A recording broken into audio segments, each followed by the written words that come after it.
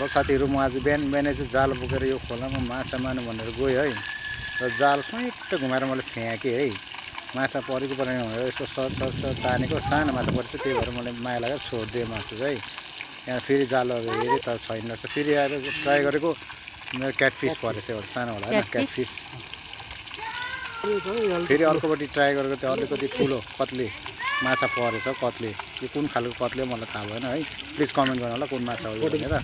फेरि त्यस्तो गर्दा गर्दा मेरो 3टा ठुल्ठुलो माछा परेछ। एउटा चाहिँ रफु परेछ, कत्ले माछा ठुलै छ, त्यो 1.5 किलो जति उफ्रेको।